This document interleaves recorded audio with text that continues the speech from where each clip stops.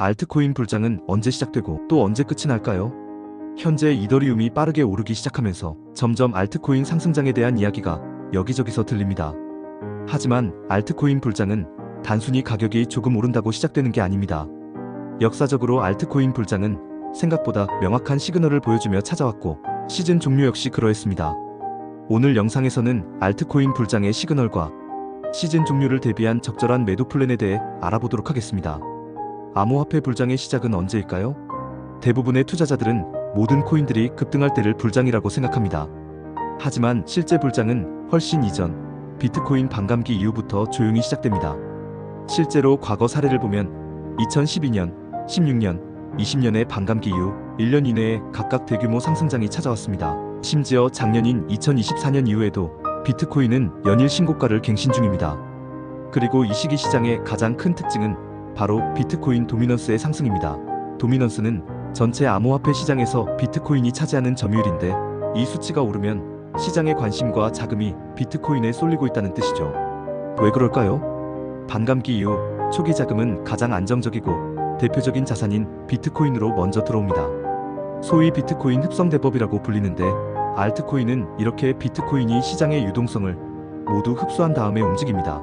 그리고 처음 단계에서는 비트코인의 상승률이 알트코인보다 훨씬 높습니다. 오히려 알트는 그 과정에서 조정받는 경우도 생기죠. 이 때문에 투자자들 사이에선 불장이라더니 왜 내 코인은 안 오르지? 라는 불만이 나옵니다. 17년에도 21년에도 그리고 현재 25년에도 여전히 다양한 이유를 들며 알트코인의 불장을 의심하는 사람들이 많이 있습니다. 하지만 이건 전혀 이상한 흐름이 아닙니다. 시장은 항상 비트코인 중심으로 시작됐습니다. 그리고 알트코인이 주인공이 되는 시간은 모두가 의심하고 포기하기 시작하는 반감기 다음에 옵니다. 그리고 이 순서를 이해하는 것이 알트코인 불장의 초입을 선점하는 핵심입니다. 특히 반감기 다음에 비트코인이 계속해서 오르다가 어느 순간 상승세가 서서히 완만해지는 때가 있습니다.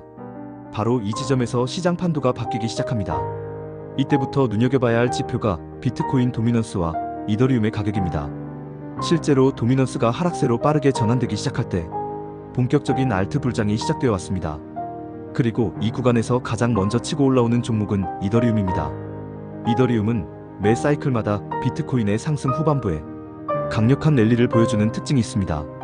특히 그동안 비트코인으로 수익을 낸 투자자들이 이제 다음 투자 대상을 고민하는 시점에 시가총액 2위인 이더리움에 시선이 집중되죠. 이더리움이 크게 오르기 시작하면 시장의 자금은 점점 더 리스크 높은 종목들로 분산되기 시작합니다.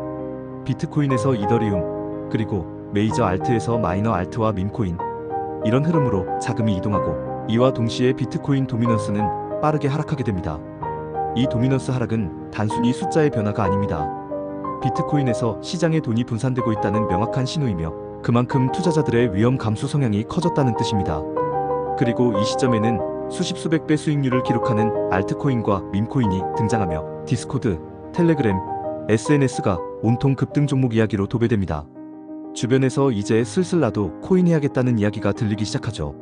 하지만 주의할 점은 이 구간이 고점은 아니라는 겁니다.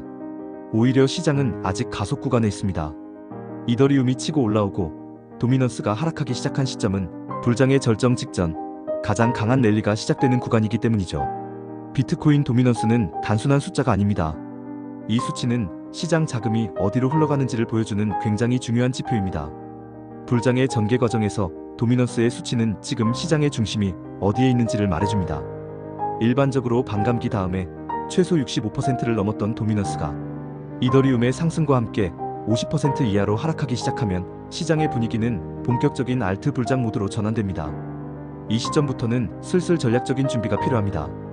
무작정 매수하기보다는 수익 실현을 계획하고 비중을 줄여나갈 준비를 해야 하는 시기죠.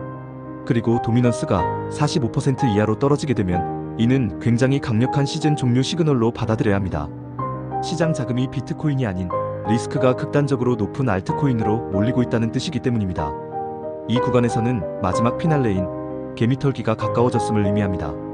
그동안의 실제 데이터를 보더라도 2017년 불장 후반 비트코인 도미넌스는 약 35%까지 하락했고 2021년에는 약 40%까지 빠졌습니다. 이후 시장은 모두 무너졌고 반등의 기회조차 없이 긴 하락장으로 전환됐습니다.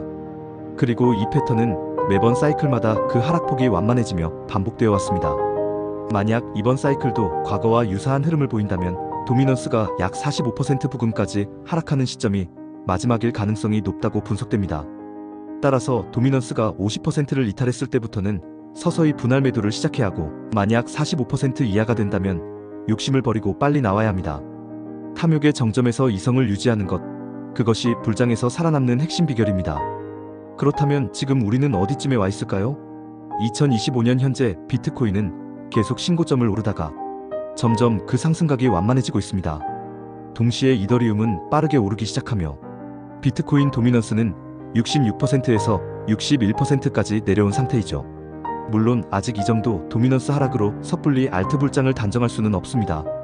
여기서 비트만 오르면서 도미넌스가 다시 70%를 넘어갈 수도 있고, 그 이후에 다시 도미넌스가 무너지면서 본격적인 알트장이 시작될 수도 있죠.